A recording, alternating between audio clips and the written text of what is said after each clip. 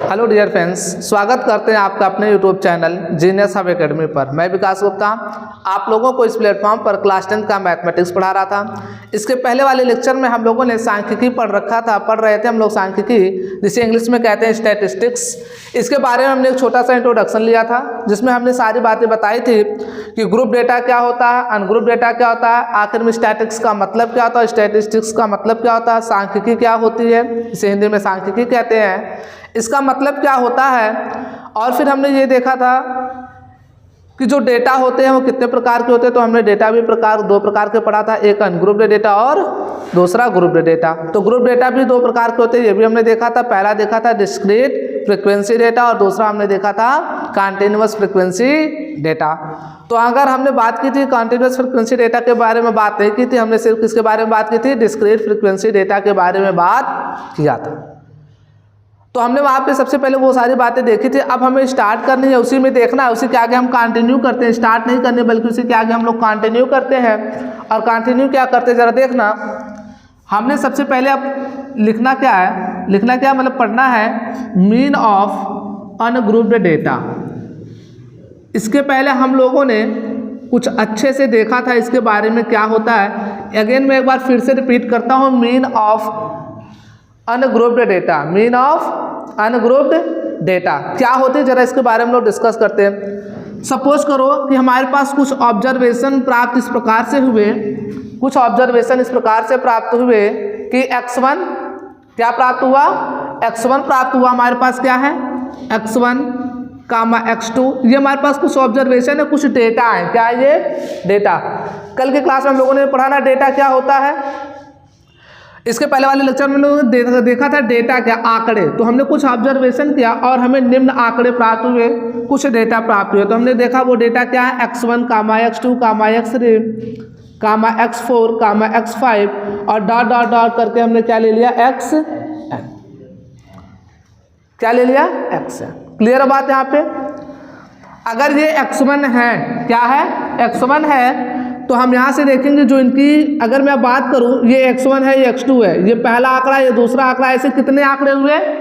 तो आप कह सकते हैं जो आंकड़ों की संख्या वो क्या है 1 कामा 2 कामा 3 कामा 4 कामा 5 कामा 6 कामा 7, ऐसे डॉट डॉट करके आंकड़े कहाँ तक जाएंगे, कामा। क्लियर है बात यहाँ पे। अगर यहाँ तक आंकड़े जाएंगे और मैं बोलूँ अब जरा आप मीन बताओ, मीन क्या होगा, अनग्रुप्ड डेटा का मीन क्या होगा, जिसे हम डिनोट करते हैं किससे बेटा, x बार से। किससे डिनोट करते हैं, तो आप क्या बताओगे। मान लेते हैं इसे 1 2 3 छोड़ो, ऐसा मान लेते हैं इसे, ये क्या है f1 है, f2 है, f3 f4 f5 dot dot क्या है fn। क्लियर है बात यहाँ पे। तो क्या हो जाएगा मीन, तो कहोगे x1 f1 plus x2 f2 plus x3 f3 plus x4 f4 plus dot dot dot plus xn f। Clear बात नहीं। और डिवाइड कर देंगे क्या, जितनी बार आपकी ये डाटा ऑब्जर्वेशन की गई है उसी सभी को क्या करेंगे हम जोड़ देंगे, सम कर देंगे। तो कितनी बार ऑब्जर्वेशन की गई है देखो, f1 plus f2 plus f3 plus f4 plus dot dot dot plus f5। Clear है बात नहीं, समझ में बात आ रही है या नहीं आ रही। तो यहाँ से बेटा एक बात हम बता सकते हैं कि ये क्या हो गया आपका मीन हो गया किसका, अनग्रुप्ड डेटा का। ये किसका मीन हो गया, अनग्रुप्ड डेटा का। अगर मैं इसे x बार को ऐसा लिखना चाहूँ, देखो हमने आपको बताया प्लस के लिए, उसके पहले क्लास में बताया था प्लस के लिए क्या वर्ड आता है, समेशन। क्या आता है, कहाँ से कहाँ तक, 1 से लेकर n तक। तो i इज इक्वल टू हम लोग लिखेंगे 1 to n। किसका समेशन कर रहे हैं बेटा, xi इंटू fi का, xi इंटू, समझ में आ रही बात है। डिवाइड बाई, यहाँ पर भी देखो क्या है समेशन है ना, सभी को जोड़ा गया है। अगर सभी को जोड़ा गया है तो यहाँ क्या वर्ड आएगा, समेशन। क्या आएगा, समेशन। कहाँ से कहाँ तक, 1 से लेकर n तक। i is equal to 1 to n, किसको जोड़ा गया, सभी f को, तो यहाँ लिख देंगे fi। समझ में आ रही बात है बेटा, कोई दिक्कत वाली बात है। पॉज करो। कोई दिक्कत है, इसे नोट करिए आप लोग। तो आई होप आप लोगों ने नोट किया होगा। देखिए यहाँ पर एक छोटी सी मिस्टेक हो गई है, मैं आपको बताना चाह रहा हूँ बेटा। यहाँ पर जो हमने पूरी कहानी कर रखी है, हमें यहाँ लिखने में दिक्कत हो गई है। जो ये पूरी कहानी है वो अनग्रुप्ड डेटा की नहीं बल्कि किसकी है? ग्रुप्ड डेटा की। किसकी है? ग्रुप्ड डेटा की। ये आपका x1 और ये क्या होता है? ये xi बराबर होता है और ये बेटा किसके बराबर होता है? fi के बराबर। ये कौन सी मीन था? ग्रुप्ड डेटा का मीन था। किसका था? ग्रुप्ड डेटा का। किसका था? अगर मैं यहीं पे मीन ऑफ अनग्रुप्ड डेटा की बात करूँ तो जरा देखना क्या होगा। Mean of grouped data, mean of grouped data वो क्या होता है? मीन ऑफ ग्रुप्ड डेटा के बारे में हम लोग बात करते हैं, ठीक है ना। मीन ऑफ ग्रुप्ड डेटा की बात करते हैं, sorry mean of ungrouped data. ध्यान से सुनना भाई, मीन ऑफ अनग्रुप्ड डेटा भैया, मीन ऑफ अनग्रुप्ड डेटा क्या होता है? मैंने मान लिया कुछ आपके पास ऑब्जर्वेशन है, सपोज करो एग्जाम्पल के तौर पर वो है x1 कामा x2 कामा x3 कामा x4 कामा x5 डॉट डॉट कहाँ तक? xn तक। तो मीन ऑफ अनग्रुप्ड डेटा क्या हो जाएगा? x बार बराबर, हमने आपको बताया था अनग्रुप्ड डेटा क्या होते हैं? जो आंकड़े, जो डेटा आपको जैसे मिलते हैं वैसे आपने रख लिया, और अगर आपका उसका मीन निकाला तो जो आंकड़े जैसे प्राप्त हुए उनको क्या करो? ऐड कर दो। यही तो बताया था ना स्टार्टिंग की क्लास में। क्या बताया था मैंने कल की क्लास में? कल की क्लास में हम लोगों ने ये देखा था कि जो भी आपके डेटा मिले कहीं से, उसको जैसे मिला आपने वैसे ही रख लिया। कैसा डेटा कहलाता है? Ungrouped data. कैसा डेटा? Ungrouped data. अभी ये आंकड़े मुझे ये प्राप्त हुए, हमने ऐसे के ऐसे लिख लिया, तो ये कैसा डेटा हो गया? Ungrouped data. अगर अनग्रुप्ड डेटा का मीन निकालना तो जितने भी डेटा दिए गए हैं सबको क्या कर दो? सम कर दो। कहाँ तक करोगे? प्लस प्लस xn तक। और कितनी बार ऑब्जर्वेशन हुई है? n बार। तो डिवाइड कर दो किससे? n से। तो हो जाता है मीन ऑफ अनग्रुप्ड डेटा। जैसे अगर एग्जाम्पल तौर बात करूं, अगर बेटा किसी जगह पे हमें कुछ डेटा प्राप्त हुए, वो डेटा क्या है? जैसे मैंने मान लिया 3 है, 4 है, 5 है, 7 है, 4 5 है, क्या है? 5 है, 3 है, 4 है, 9 है, 10 है। ये हमने बोल दिया। कितने हो गए देखो। अब ये हमारे पास क्या है? ये हमें डेटा प्राप्त हुए। क्या हुए? ये डेटा प्राप्त हुए कहीं से, और हमने इसको कहीं कुछ मतलब अच्छे ढंग से लिखा नहीं, कोई अरेंजमेंट नहीं की।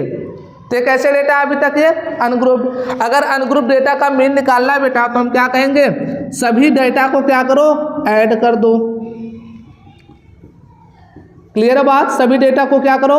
ऐड कर दो, और जितने डेटा बार ऑब्जर्वेशन हुई है उतने नंबर को से क्या करो? डिवाइड कर दो। तो देखो 1 2 3 4 5 6 7 8 9, तो 9 बार ऑब्जर्वेशन हुई तो 9 से क्या करोगे? डिवाइड कर दोगे। सारे को अगर हम जोड़े तो कितना आ जाएगा? 4 3 7 5 12 7 19 5 24 3 27 4 31 9 40 और 10 50 50 बटे बेटा 9, तो जो भी आएगा समथिंग इसको समझ लीजिएगा। तो ये क्या हो गया? मीन हो गया किसका? अनग्रुप्ड डेटा का। किसका हो गया? अगर बेटा इसी को हम ग्रुप डेटा में चेंज करते तो कैसे करते? तो हम ये लिखते भैया, एक बार क्या लगाते? ध्यान से सुनना, इसी को मैं चेंज करके बता रहा हूँ ग्रुप डेटा में। तो पहले हम क्या बनाते? कुछ इस प्रकार से बनाते हम लोग, हाँ या ना? इधर क्या होता? मान लेते ये आंकड़े होते। क्या होते इधर? आंकड़े। हमने लिख लिया यहाँ पे क्या? आपके आंकड़े हैं, डेटा है। अब कौन कौन से डेटा है जरा देखो? 3 है, फिर बेटा कितना है? 4 है, फिर कितना है? 5 है, फिर कितना है? 7 है, फिर कितना आगे? फिर कितना है? 9 है, फिर कितना है आपका? 10 है। अब मैं आपसे बोलता 3 कितनी बार डेटा में आया है? 2 बार आया है। फिर 5 कितनी बार आया है? 2 बार आया है। 4 कितनी बार आया है? 2 बार आया है। 7 कितनी बार? 1 बार। और ये भी 1 बार, ये भी 1 बार। ये किस फॉर्म में हो गए? ग्रुप फॉर्म में हो गए। बस किस फॉर्म में हो गए? ये ग्रुप फॉर्म में हो गए हैं। आई होप आपको ये बात समझ में आई हो। चलिए आप लोगों ने नोट कर लिया होगा। तो अब हम लोग करते हैं एक एग्जाम्पल, और वो भी एग्जाम्पल है किसका? एनसीईआरटी का। एनसीईआरटी क्लास 10 की एक बुक है जिसका एग्जाम्पल नंबर 1 है। इस क्वेश्चन में क्या कह रहा है जरा ध्यान से सुनिएगा। क्वेश्चन कह रहा है किसी स्कूल की कक्षा 10 के 30 विद्यार्थियों द्वारा कोई क्या है, स्कूल है और उसमें कक्षा 10 के 30 विद्यार्थियों का ये पूरा आंकड़ा दिया गया। कितने विद्यार्थियों का, 30 विद्यार्थियों का। और वो आंकड़ा किस प्रकार का है, वो डेटा किस प्रकार का है बेटा, तो वो डेटा है कि मैथमेटिक्स के एक पेपर में 100 में से कितने अंक प्राप्त किए। अच्छा, सबसे पहले अगर मैं आपसे पूछूं किस प्रकार का डेटा है, ग्रुप डी डेटा है ना, किस प्रकार का डेटा है। अब ग्रुप डी डेटा में से देखो हमारे पास कितनी अच्छी बात हो गई।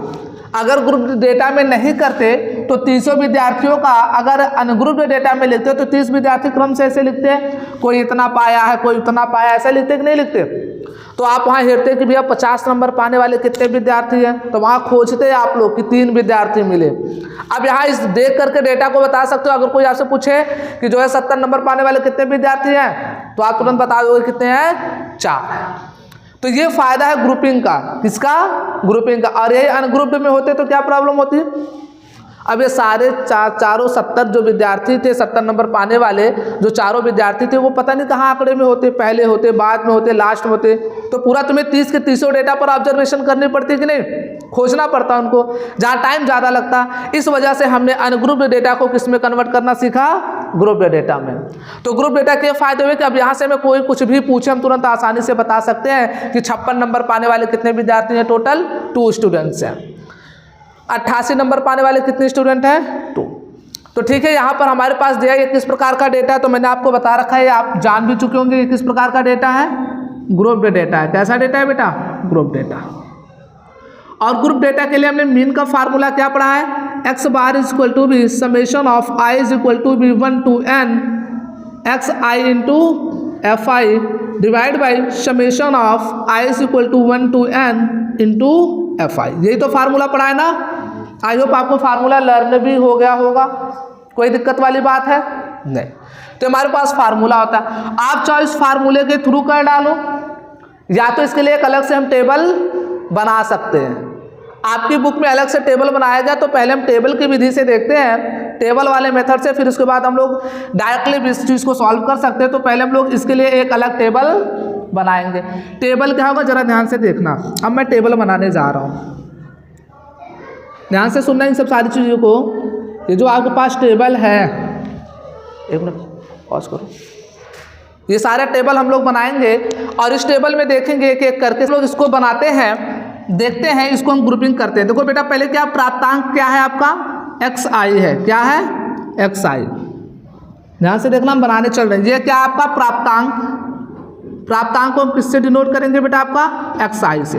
दूसरे में क्या है, विद्यार्थियों की संख्या, क्या है, विद्यार्थियों की संख्या, जिसे हम किससे रिप्रेजेंट कर रहे हैं, एफ आई से। किससे, एफ आई से। अब इसमें क्या है आपका, देखो हमें क्या क्या चाहिए, हमें अगर x बाहर निकालना है इसका, तो क्या चाहिए, एक्स आई एफ आई चाहिए कि नहीं चाहिए, और उसका क्या चाहिए, समेशन चाहिए। तो पहले अगले डेटा में हम लोग क्या निकालेंगे, ध्यान से देखना, ये निकाल देते हैं x I F I. Clear है बात यहाँ पे। अगर एक्स आई एफ आई मिल गया तो फिर हम क्या निकालेंगे, एक्स बार निकालेंगे। तो बेटा एक्स बार बराबर क्या होता है, summation of x I into F आई। अब अगर हम ये नहीं लिखे आई बराबर 1 to n तो समझ लेते हैं अंडरस्टूड है, लेकिन यहाँ पर देखो कहाँ से कहाँ तक लेंगे हम, 1 2 3 4 5 6 7 8 9 10 11 12 13। तो ये कहाँ से कहाँ तक है, 1 to I is equal to भी 1 to कहाँ तक बेटा, 13 तक। और डिवाइड बाई क्या हो जाएगा, summation of F I from I to 1 to 13। Clear है बात कि नहीं। तो पहले हम निकालते हैं यहाँ पे एक्स आई और एफ आई। तो एक्स आई में कितने, देखो यहाँ पे 10, फिर कितने हैं 20, फिर कितना है 36, 40, फिर कितना है 50, फिर कितना है 56, फिर कितना है बेटा 60, फिर 70, फिर 72, 80, फिर बेटा क्या 88, फिर कितना है 92, 95, 92 और 95।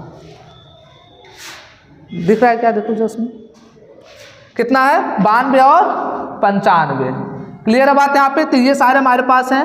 अब इसके सामने हम 10 के आगे 10 के कितने हैं, 1, 20 के कितने हैं 1, 36 के कितने हैं 3, 40 के कितने हैं 4, 50 के कितने हैं 3, फिर उसके बाद 56 के कितने हैं 2, 60 के कितने हैं 4 बेटा। फिर 70 के भी कितने हैं 4, फिर 72 के कितने हैं 1, 80 के कितने हैं 1, 88 के कितने हैं 2, 92 के 3 है और 95 का 1। तो ये हमारे पास हो गया। अब हमें XI निकालना है। XI का मतलब क्या था, इन दोनों का मल्टीप्लिकेशन करेंगे। 10 का गुणा 1 में करो कितना हो जाएगा 20, 20 एक कम 20, फिर 36 दिया बेटा 108, फिर 40 चौका 160, फिर करेंगे 50 दिया 150, फिर उसके बाद 56 दूना 112, फिर करेंगे क्या और थोड़ा सा नीचे करेंगे 56 दूना 112, 60 चौके 240, 70 चौका 280, 72 एकम 72, 80 एकम 80, फिर 88 दूना कितना हो जाएगा 176, फिर 92 दिया कितना हो जाएगा 3 दूना 6, 3 9 27, 276 और 95 एकम 95। बेटा अगर सबको जोड़ा जाए, देखो हमें क्या करना है, फार्मूले से देखो हमें XI मिल गया ना, फिर हमें उसका समेशन भी तो करना है ना। समेशन मतलब सबको जोड़ना है, तो इन सबको जोड़ो कितना आएगा, देखो 8, 8 2 10, 10 2 12, 6 18, 6 24, 24 5 29 के 9 हासिल 2 बेटा। देखो 2 2 4, 6 4 10, 5 15, 1 16, 4 20, 20 8 28, 28 7 35, 35 5 40 और 3 43, 43 7 50, 50 7 57, 57 3 60 और 6 66, 66 और 2 68 हासिल 6। उसके बाद देखो क्या हुआ, एक मिनट फिर से जोड़ लेते हैं। 2 2 4, 6 4 10, 5 15, 15 16, 16 4 20 और 20 और 8 28, 28 और 7 35, 35 5 40 3 43, 43 7 50, 50 7 57, 57 और 9 कितना होगा, ठीक है ना। क्या हुआ 10 का मल्टीप्लिकेशन, अच्छा सॉरी यहाँ पे 10 बन जा कितना होगा बेटा 10 होगा, ठीक है। एक बार फिर से चेक कर लेते हैं। 20 एकम 20, 36 दिया 108, 40 चौका 160, 50 दिया 150, 56 दूना 112, 60 गुणे 4 240 बेटा, 70 गुणे 4 कितना हो जाएगा 280, 72 एकम 70 चौका कितना हो गया 280, 72 एकम 72, 80 एकम 80, 88 दूना 176, 92 दिया 276 और 95 एकम 50। अब सही है ना। चलो अब ऐड करते हैं। 2 1 3, 6 3 9, 9 5 14, 14 1 15, 15 4 19, 19 और 1 20 7 27, 27 3 30, 4 34, 34 8 बेटा आपका 42, 42 और 7 49, 49 और 7 56 और 56 और 3 56 4 60 5 65, 65 2 67 के 7 हासिल 6। अब यहाँ से देखो 1 2 3 4 2 6 2 8 1 9 9 2 11 और 6 17 कितना आ गया बेटा 1700। और FI को भी हमें जोड़ना है ना। देखो ये क्या है FI, समेशन ऑफ FI भी तो हमें करना है ना। FI को भी सारा ऐड करना है कि नहीं करना है, तो जरा FI ऐड करो कितना हो जाएगा। देखो और ऐड करने की जरूरत क्या है, इसमें बोल भी रखा कक्षा 10 से कितने टोटल विद्यार्थी हैं बेटा 30, तो विद्यार्थियों की संख्या तो 30 ही तो आएगी ना। आप जोड़ भी सकते हो और नहीं भी। देखो 1 1 2 3 2 5 5 4 9 3 12 2 14 4 18 4 22 1 23 24 24 2 26 3 29 और 1 30 बेटा। समझ में आ रही बात है। तो यहाँ से अगर मैं निकालना चाहूँ x बार बराबर क्या हो जाएगा आपका, इसका समेशन किया तो कितना है बेटा 1779 और इसका समेशन किया तो कितना आया 30। अब आप यहाँ से डिवाइड करेंगे तो कितना आ जाएगा, ये हो जाएगा। देखो यहाँ पे 3 से काटो, इसे 3 से काटते तो कितना हो जाएगा, 30 से भाग इधर मैं आपको दिखा देता हूँ। 1779 भागे 30 तो कितना हो जाएगा 30 25 150। कितना बचा बेटा आपका 7, 7 में से 5 गए 2 उठा लो 79, तो 279 आप कितनी बार जाएगा यहाँ पे, यहाँ जाएगा आपका 9 त्रिक 27, 9 बार ले जाओ 9 त्रिक 27 270 कितना बेटा 9 10 में लगा दो 0 30 तिहाई 90, तो कितना आपका आ गया 59.3। ये आपका क्या आ गया बेटा, इन सब का मीन आ गया। क्या आ गया मीन, जिसे हम क्या कहते हैं हिंदी में माध्य कहते हैं। तो बताओ ये बात समझ में आई या नहीं आई। ये इस तरीके से आप लोग क्या करते हो, एक टेबल के फॉर्म में इसे सॉल्व करते। अब टेबल में सॉल्व कर ले जाओगे मीन निकालने के लिए कि नहीं। तो आई होप आपको सारी बातें समझ में आई होंगी। अगली क्लास में हम लोग फिर इसी के आगे कंटिन्यू करेंगे और इसके और भी कुछ एग्जाम्पल देखेंगे। उसके बाद हम लोग पढ़ेंगे ग्रुप डेटा का सेकेंड जो आपका टाइप है वो क्या है, कंटिन्यूअस फ्रीक्वेंसी डेटा पे, कंटिन्यूअस फ्रीक्वेंसी डेटा पर हम लोग वर्क करेंगे और उसको पढ़ेंगे। क्लियर है बात यहाँ पे? तो आई होप आपको समझ में आया होगा। मिलते हैं अगले लेक्चर्स में, आप इसे नोट कर लीजिए और अच्छे से समझ लीजिए।